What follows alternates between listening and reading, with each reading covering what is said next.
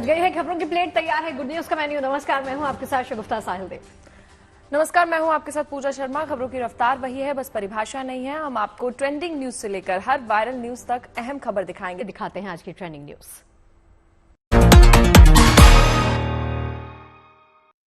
इस बार नए अंदाज में होगी परीक्षा पर चर्चा। प्रधानमंत्री नरेंद्र मोदी के साथ सदगुरु, दीपिका पादुकोण और मैरीकॉम जैसे सेलिब्रिटी होंगे शामिल।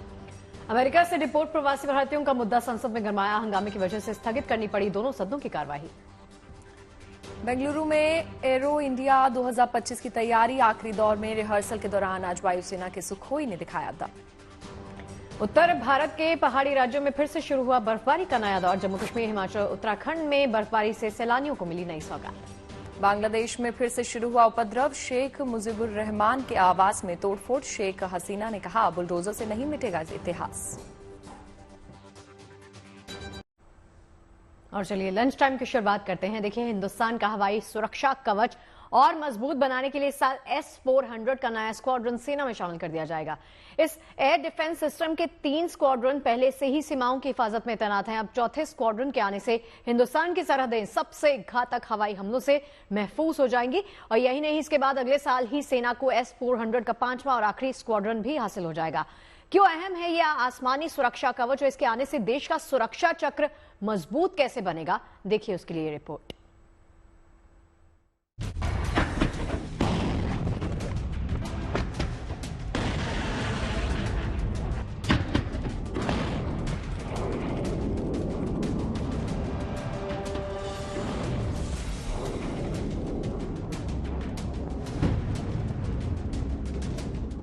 ये उड़ान हिंदुस्तान की ताकत का प्रमाण है।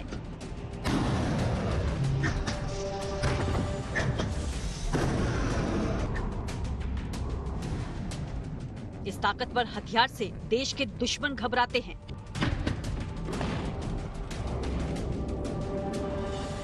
आसमान में ये हिंद का वो सुरक्षा कवच है जिसका निशाना अचूक है।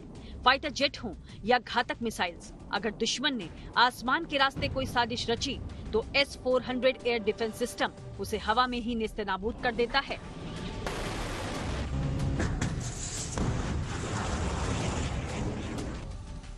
रूस में बना ये अभेद्य आसमानी सुरक्षा कवच पहले ही हिंदुस्तान की सेना में शामिल हो चुका है और अब हिंदुस्तानी सेना इस सटीक हथियार की खेप और बढ़ाने जा रही है।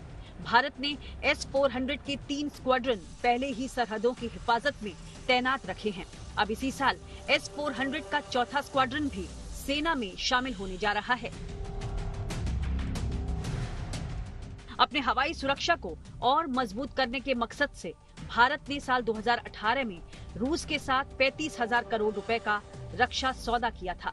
इसके तहत भारत को S-400 के 5 स्क्वाड्रन मिलेंगे। 3 स्क्वाड्रन को भारत सुरक्षा के लिहाज से संवेदनशील जगहों पर तैनात कर चुका है। इस साल चौथा स्क्वाड्रन और अगले साल यानी 2026 में 5वां स्क्वाड्रन भी भारतीय सेना को हासिल हो जाएगा। S-400 के एक स्क्वाड्रन में 16 गाड़ियों का काफिला होता है। इसमें missile launcher, radar unit, control centre और टेक्निकल सपोर्ट व्हीकल शामिल होते हैं। इसमें 4 तरह की मिसाइल्स लगी होती हैं। ये डिफेंस सिस्टम 600 किलोमीटर दूर से आ रही मिसाइल को पहचान लेता है। दुश्मन की मिसाइल को ये 400 किलोमीटर दूर से ही ध्वस्त कर देता है। ये फाइटर जेट मिसाइल के साथ ड्रोन के हमले को भी नाकाम कर सकता है।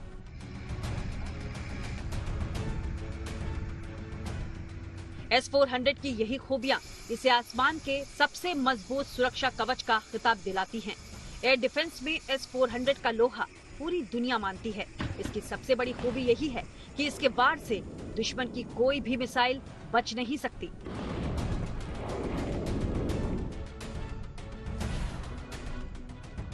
भारत ने सुरक्षा की रणनीति को ध्यान में रखते हुए S-400 की तैनाती 3 अलग अलग बॉर्डर्स पर की है। S-400 का पहला स्क्वाड्रन नॉर्थ ईस्ट में तैनात है। इसे सिलीगुड़ी कॉरिडोर की हिफाजत की जिम्मेदारी दी गई है। ये कॉरिडोर ही नॉर्थ ईस्ट के राज्यों को बाकी भारत से जोड़े रखता है। S-400 का दूसरा स्क्वाड्रन पठानकोट में तैनात है। ये स्क्वाड्रन चीन और पाकिस्तान की साजिशों को नाकाम करने का काम करेगा। S-400 का तीसरा स्क्वाड्रन देश की पश्चिमी सीमा पर तैनात है। राजस्थान और गुजरात की सीमा पर ये सुरक्षा में अहम भूमिका अदा कर रहा है।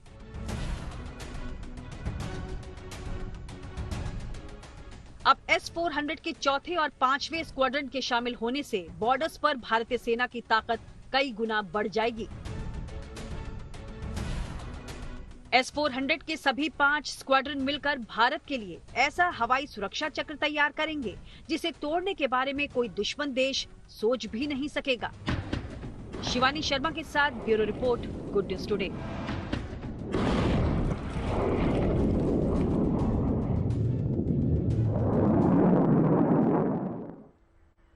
बेंगलुरु में 10 फरवरी से शुरू होने वाले एरो इंडिया 2025 एयर शो की तैयारियां आखिरी दौर में हैं और बेंगलुरु के येलहंका एयरफोर्स स्टेशन पर इन दिनों इस एयर शो का रिहर्सल भी चल रहा है।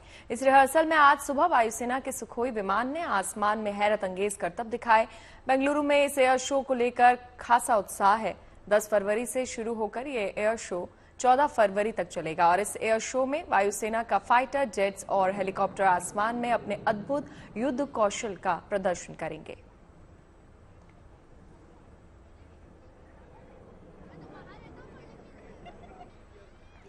तो देखिए, बेंगलुरु में एयर इंडिया शो 2025 की तैयारी पूरी कर ली गई है। रिहर्सल्स की तस्वीरें, प्रैक्टिस की तस्वीरें करते हुए फाइटर जेट्स को आप देख सकते हैं आसमान में फर्राटे भरते हुए, अपनी ताकत का दमखम दिखाते हुए। शानदार तस्वीरें आपके सामने।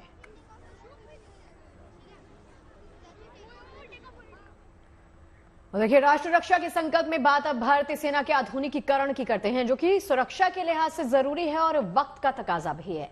अब भारतीय थल सेना इस साल करीब 70,000 AK-203 असॉल्ट राइफल से लैस होने जा रही है। ये AK-203 राइफल चरणबद्ध तरीके से पुराने एनसॉस राइफल को रिप्लेस कर रही है। इससे पहले भी सेना को 1 लाख के करीब AK-203 राइफल मिल चुके हैं। रूस की मदद से AK-203 असॉल्ट राइफल का निर्माण यूपी के मेरठ में किया जा रहा है और अपनी अचूक मारक क्षमता और हल्के वजन की वजह से ये राइफल जवानों का भरोसेमंद रक्षक साबित भी हुआ है।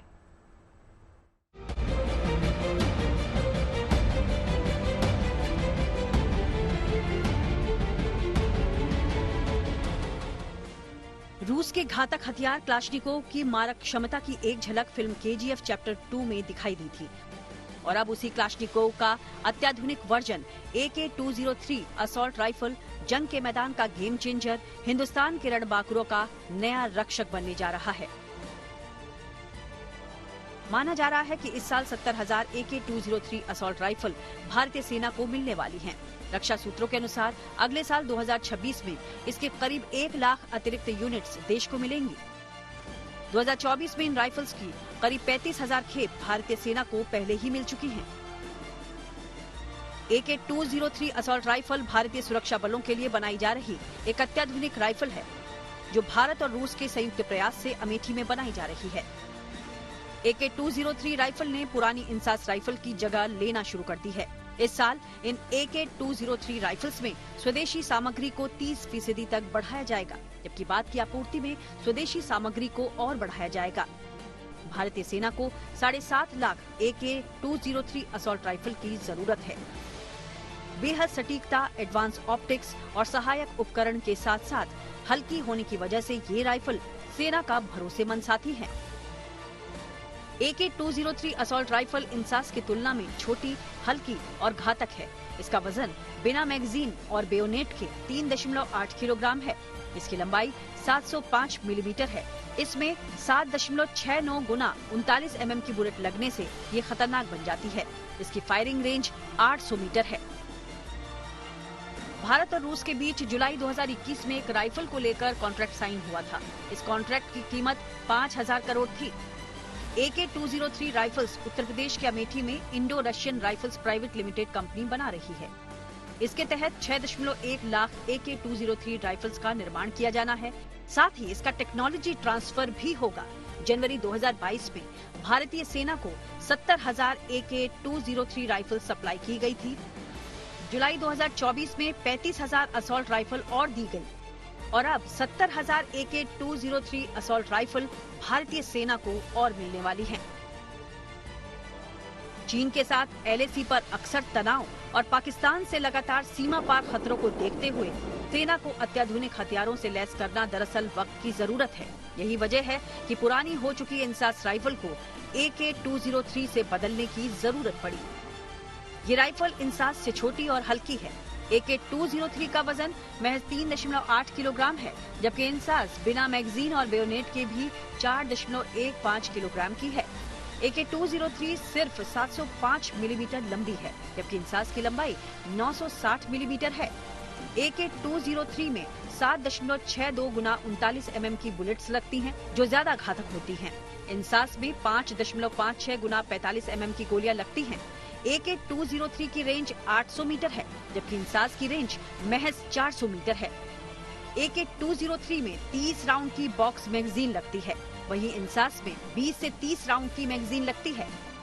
इंसास राइफल के मुकाबले कई खूबियों से लैस AK-203 असॉल्ट राइफल जवानों के लिए बेहद मुफीद है। हल्की होने की वजह से ये ढोने में आसान है, जिससे थकान का एहसास भी कम होता है, जबकि सटीक निशाना और ज्यादा रेंज होने की वजह से दुश्मन के लिए AK-203 ज्यादा घातक है। शिवानी शर्मा के साथ bureau report, good news today. दिन हो या रात, सर्दी हो या गर्मी, आंधी आए या तूफान, कुदरत की चुनौतियों और विपरीत हालात के बावजूद सरहद पर जवान मुस्तैद हैं, तभी हम सुरक्षित हैं। जम्मू कश्मीर के डोडा में भारतीय सेना के जवानों की पेट्रोलिंग का एक वीडियो सामने आया। ये तस्वीर दिखाती है कि किस तरह हमारे जवान विपरीत हालातों में भी सरहद की सुरक्षा में जुटे रहते हैं। पहाड़ों पर बर्फ बिछी हुई है, पारा शून्य के करीब है। कदम कदम पर कुदरत की चुनौतियां जवानों का इम्तिहान लेती रहती हैं, लेकिन भारत माता के सपूत अपनी परवाह ना करते हुए देश की सुरक्षा और संप्रभुता में डटे रहते हैं।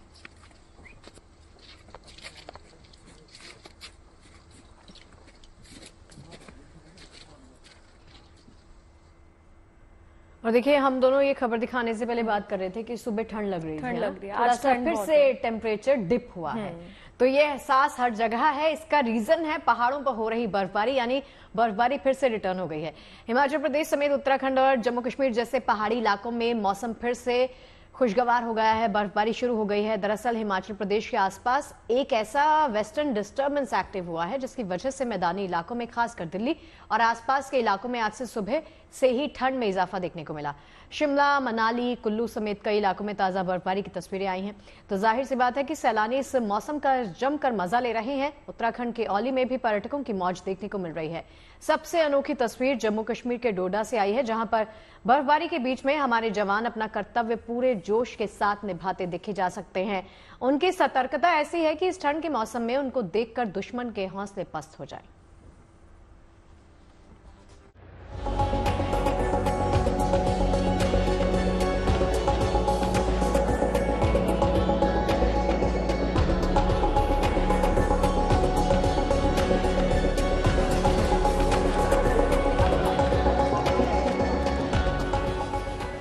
ताजा बर्फबारी ने मनाली समेत हिमाचल के ऊंचाई वाले इलाकों की रंगत बदल दी है।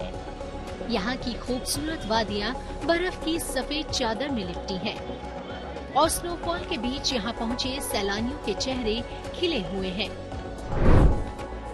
यहाँ के मनाली, कोठी, गुलाबा, सोलांग नाला और अटल टनल क्षेत्र में जमकर बर्फबारी हुई है, जिससे पर्यटकों की संख्या में इजाफा देखा जा रहा है। बर्फबारी देखी, इतनी स्नो देखी है कि लाइफ में ऐसा एक्सपीरियंस कभी नहीं हुआ। और ये अभी भी ऐसा लग रहा है कि हम कहीं, ऐसा लग रहा है कि कहीं और ही आ गए। बहुत बढ़िया लगा। जो इतना बेस्ट जो बर्फबारी जो देखा हूँ वो दोबारा मैंने पहले कभी देखा ही नहीं है। इतनी बढ़िया बर्फबारी है और यहाँ का मौसम बहुत बढ़िया है और यहाँ एक देवभूमि है, महादेव की कृपा है जो इतनी बढ़िया अच्छे से बारिश आ रही है यहाँ पे। फर्स्ट टाइम आई हूँ और मुझे यहाँ पर आकर बहुत अच्छा लग रहा है। पता ही नहीं था मुझे यहाँ पर आकर ऐसा जन्नत जैसा नजारा देखने को मिलेगा। बर्फबारी को ध्यान में रखते हुए प्रशासन ने अलर्ट भी जारी किया है और स्थानीय लोगों के साथ साथ पर्यटकों को भी ऊंचाई वाले क्षेत्रों की ओर न जाने की सलाह दी गई है। मनाली पुलिस ने फिलहाल सभी वाहनों को नेहरू कुंड तक ही जाने की अनुमति दी है।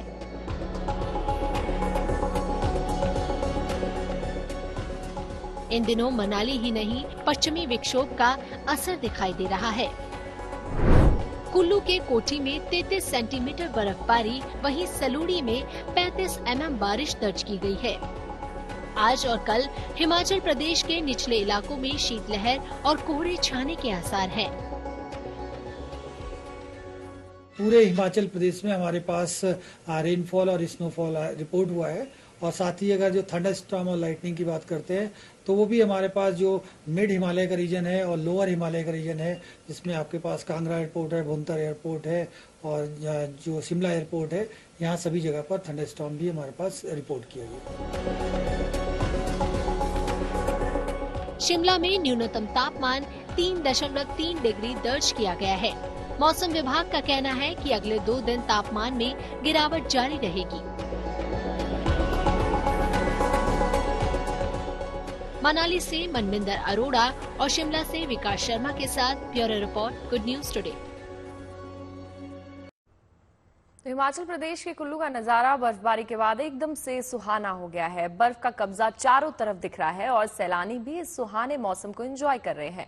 पूरी घाटी सैलानियों से भरी हुई है। सैलानियों के पहुंचने का सिलसिला अभी भी जारी है। हालांकि बर्फबारी की वजह से गाड़ियों पर बर्फ की मोटी चादर जमी हुई है, लेकिन उसका असर पर्यटकों पर नहीं दिख रहा। हालांकि अटल टनल के पास 2 फीट के आसपास बर्फ सड़कों पर जमा है, जिसकी वजह से ट्रैफिक बंद है, लेकिन प्रशासन उसे खोलने में अभी भी लगा हुआ है।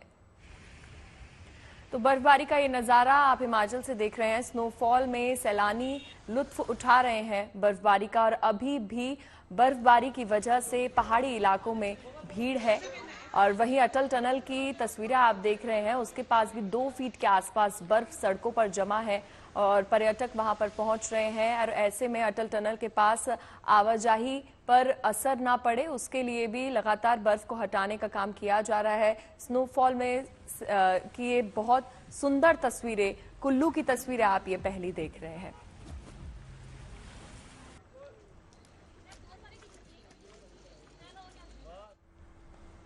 चलिए श्रीनगर लिए चलते हैं। बर्फबारी के बाद श्रीनगर में ठंड बढ़ गई है।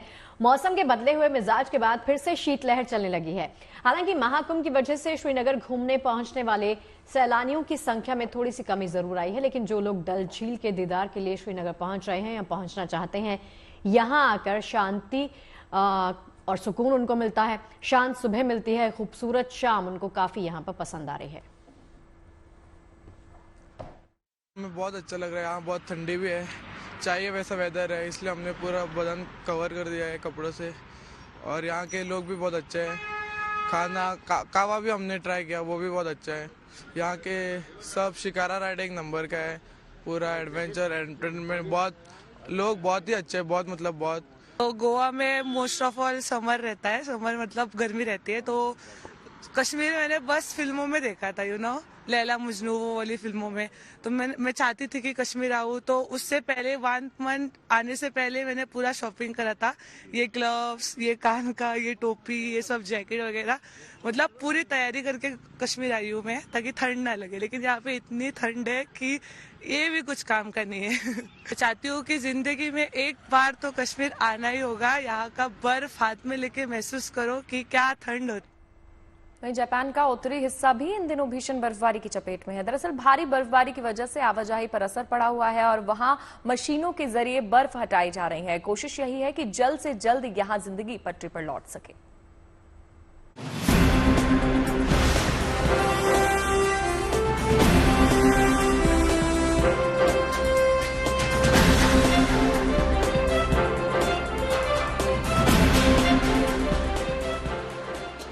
उत्तरी जापान के शहरों में ये नजारा आम है।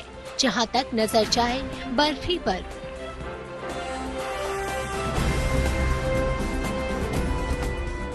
यहाँ के तटीय इलाकों में भी लोगों को भीषण सर्दी का सामना करना पड़ रहा है।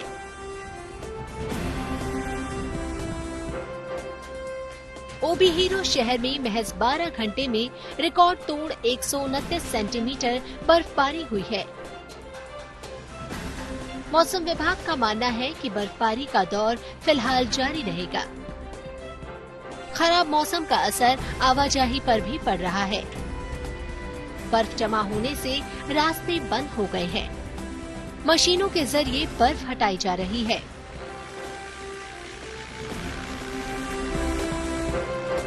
प्रशासन मौसम को देखते हुए लोगों को अलर्ट भी जारी कर रहा है। लोगों को मौसम सुधरने तक घरों में ही रहने की सलाह दी गई है। Bureau report, good news today. देखिए, अक्सर ठंड के दिनों में ड्रोन सीमित उड़ान ही भर पाते हैं, क्योंकि गिरते पारे, कोहरे, बारिश और बर्फबारी के चलते ड्रोन्स प्रभावित होते हैं। इतना ही नहीं, क्रैश होने की आकांक्षाएं और संभावनाएं काफी हद तक बढ़ जाती हैं। लेकिन अब ऐसा नहीं होगा, क्योंकि फिनलैंड के वैज्ञानिक इस समस्या से निपटने के लिए सॉल्यूशन पर काम कर रहे हैं, जिससे ठंड और बर्फबारी के दिनों में ड्रोन आसानी से उड़ सकेंगे। वैज्ञानिक ड्रोन के पंख और रोटर ब्लेड्स पर फ्रीजिंग कंडीशंस में बर्फ जम जाने से बचाने की कोशिश में जुटे हैं, ताकि ठंड के दिनों में ड्रोन्स के एरोडायनामिक्स प्रभावित ना हो।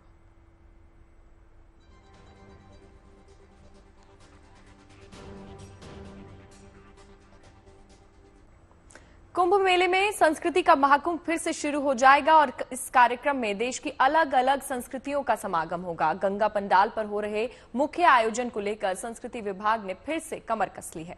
और देखिए, गंगा पंडाल पर अगले 4 दिन तक चलने वाले देश के जाने माने कार्यक्रम में देश के जाने माने कलाकारों की प्रस्तुतियों से महाकुंभ की सांस सजाई जाएगी।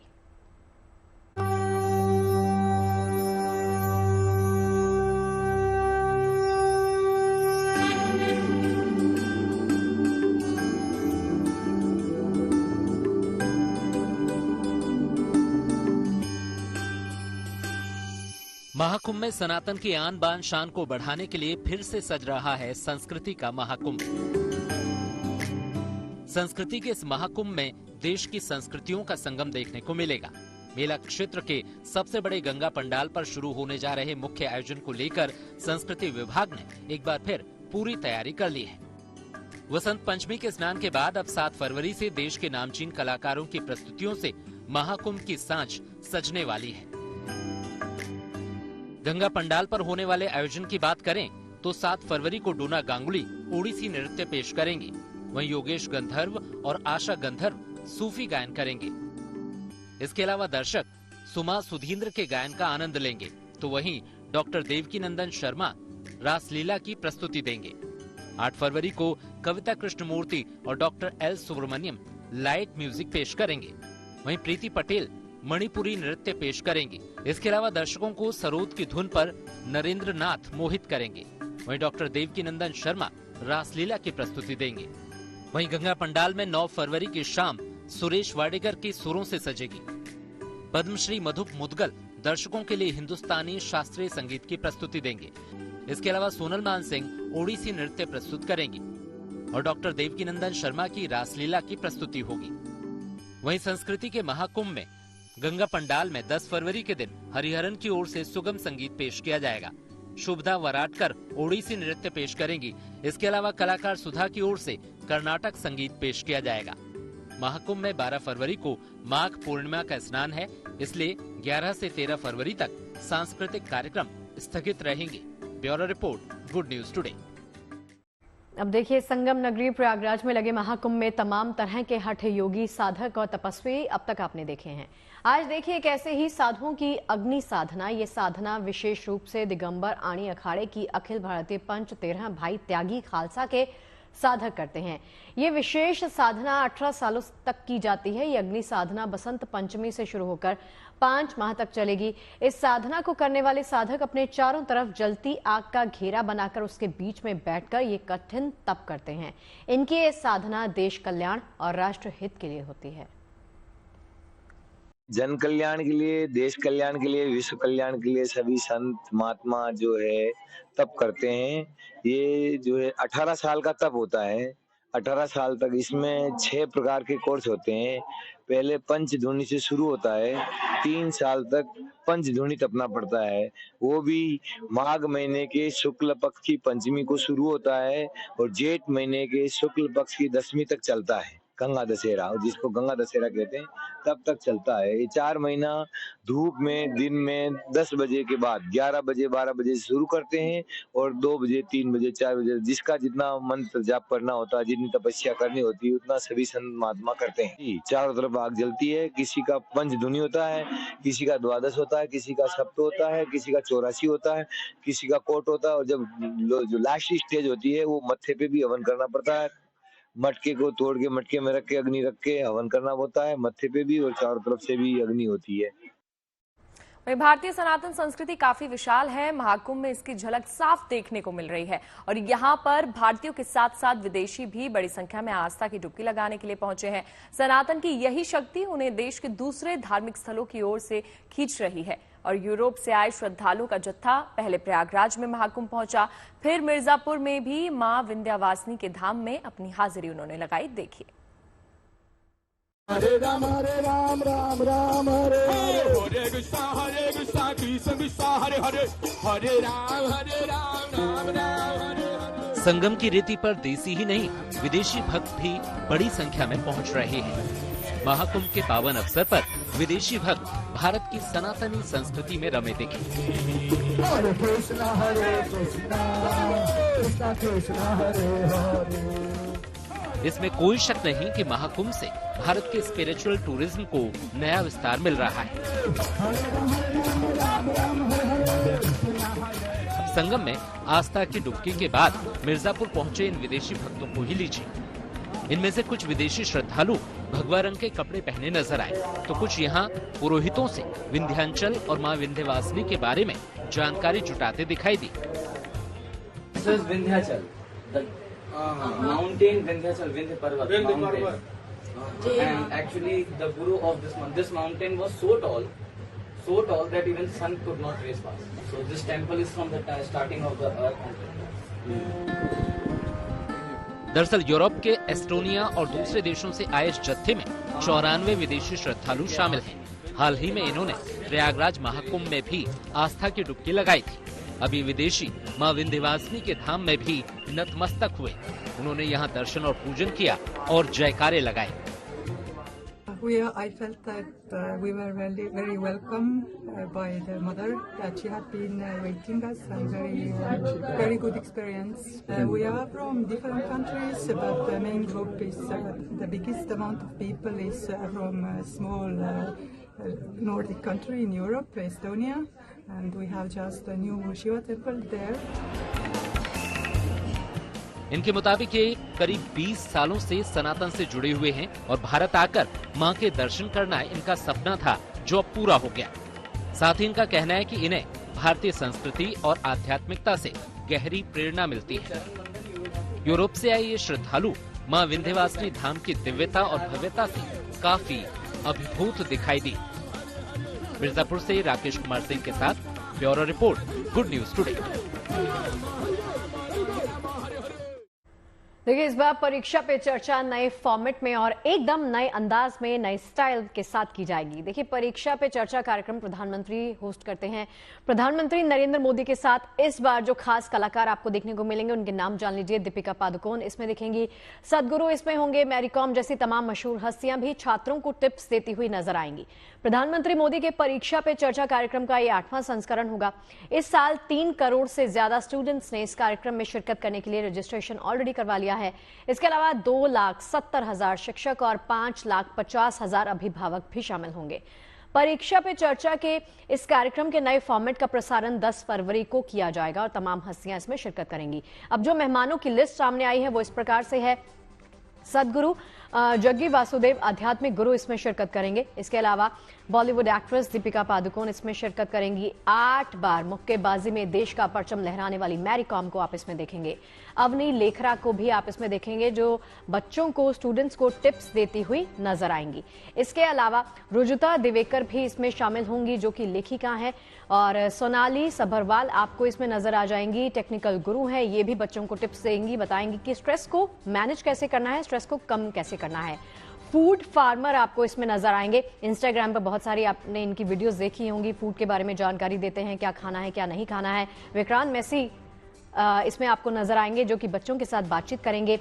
बॉलीवुड एक्ट्रेस भूमि पेडनेकर भी आपको इसमें टिप्स देती हुई नजर आएंगी। इसके अलावा टेक्निकल गुरुजी भी इसमें नजर आएंगे, जो कि बच्चों के साथ वार्तालाप करेंगे, उनको बताएंगे कि आप अगर किसी तरह के स्ट्रेस में हैं तो उसको मैनेज कैसे करना है। राधिका गुप्ता ये MF CEO हैं, ये भी बताएंगी बच्चों को और उनको एडवाइस करेंगी तमाम चीजों के ऊपर। मध्य प्रदेश के चीता प्रोजेक्ट में मोहन सरकार एक कदम और आगे बढ़ गई है। दरअसल बुधवार को सीएम मोहन यादव ने 5 चीतों को कुरू नेशनल पार्क के खुले जंगल में छोड़ा। जंगल में छोड़े गए चीतों ने 2 मादा चीता आशा और धीरा के अलावा आशा के 3 शावक शामिल हैं। जंगल में छोड़े गए शावकों की खास बात यह है कि इनका जन्म चीतों के नए बने घर कूनों में हुआ और इन चीतों को बड़े बाड़े में खुले जंगल में छोड़ा गया। इसके साथ ही कूनों में छोड़े गए चीतों की संख्या 7 अब हो गई है। इसके पहले दिसंबर में 2 चीते अग्नि और वायु को छोड़ा गया था। इस मौके पर सीएम ने अधिकारियों से चीता प्रोजेक्ट के संबंध में बातचीत और समीक्षा भी की। और चलिए अब बात करते हैं गली क्रिकेट की। गली क्रिकेट किसने नहीं खेला, हम सब ने खेला है।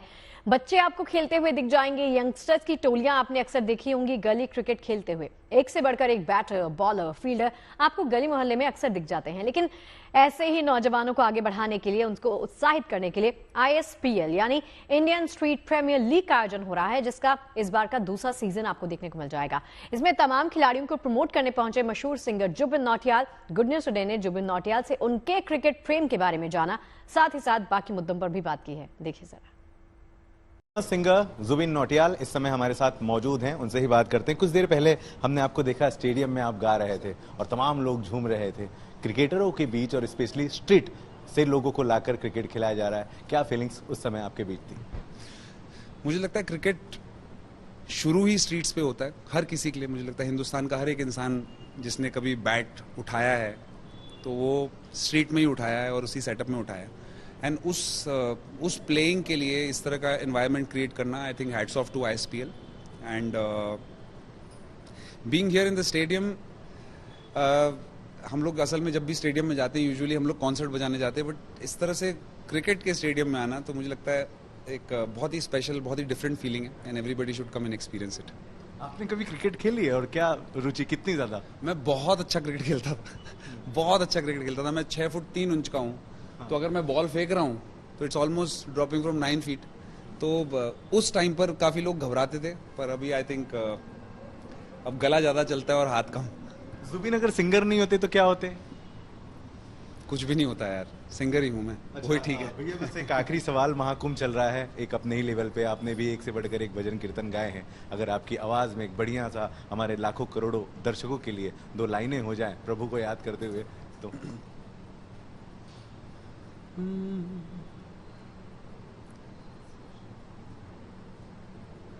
प्रेम प्रभु का बरस रहा है, पीले अमृत प्यासे, सातों तीरथ तेरे अंदर बाहर किसे तलाशे।